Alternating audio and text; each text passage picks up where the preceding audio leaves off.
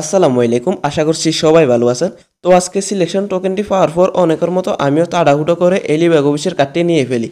এরপর আমি কার্ডটিকে ভালো ট্রেনিং করালাম, ভালো বুস্টারও অ্যাড করালাম, বাট অনলাইন ম্যাচে এর পারফরমেন্স দেখে আমি একদমই হতাশ। কারণ একদম সহজ সহজ শটগুলো সে সেভ দিতে পারতেছিল না। কার্ডটিকে যেভাবে স্টেটস দেওয়া হয়েছে সে অনুযায়ী পারফরমেন্স তো দূরের কথা, সাধারণ স্ট্যান্ডার্ড কার্ড থেকেও কার্ডটির পারফরমেন্স অনেক খারাপ।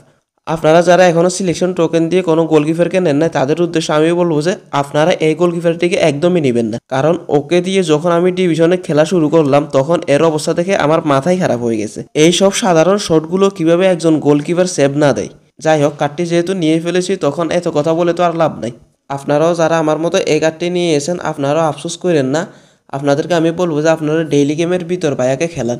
এই কার্ডটি থেকে ভিতর ভাইয়া অনেক বেশি ভালো হবে।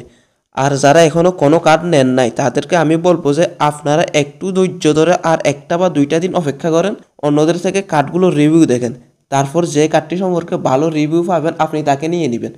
কেননা এমনও হতে পারে যে শুধু লিবে গবিসি নয়, অন্যান্য যে কার্ডগুলো রয়েছে তাদের অবস্থাও সেম একই। তাই আমি বলবো যে কিছুদিন অপেক্ষা করে তারপর ডিসিশন নেবেন যে কাকে নেবেন। আবার এই লিবাগোভিচের পারফরমেন্স যে একদমই খারাপ সেটাও কিন্তু না। হ্যাঁ, মাঝে মাঝে দু একটা শর্ট সেভ দিতেছিল, যদিও অন্যান্য সাধারণ কার্ড হলেও এই সেভগুলো দিয়ে দিতে পারতো। আবার এমনও হতে পারে যে কার্ডটি বর্তমানে সি ফর্মে থাকার কারণে আশানুরূপ পারফরমেন্স পাওয়া যাচ্ছে না। কার্ডটি যখন এ অথবা বি ফর্মে চলে আসবে তখন এর অবস্থা কিছুটা পরিবর্তন হলেও হতে পারে, কিন্তু সেটার সম্ভাবনা একদমই কম। কারণ কার্ডটির ফর্ম হচ্ছে আনওয়েভিং ফর্ম, যার কারণে কার্ডটি এই ফর্মে যেমন পারফরমেন্স দিবে সি ফর্মেও ঠিক সেরকম পারফরমেন্স দিবে। তো এখন ফাইনাল কথাটি হচ্ছে যে কার্ডটি এক কথায় একদমই খারাপ, কারণ আমি একে অনেকভাবে ট্রেনিং করিও ভালো পারফরমেন্স পাইনি।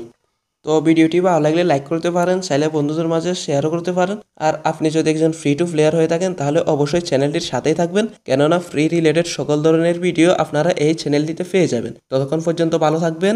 আল্লাহ হাফেজ।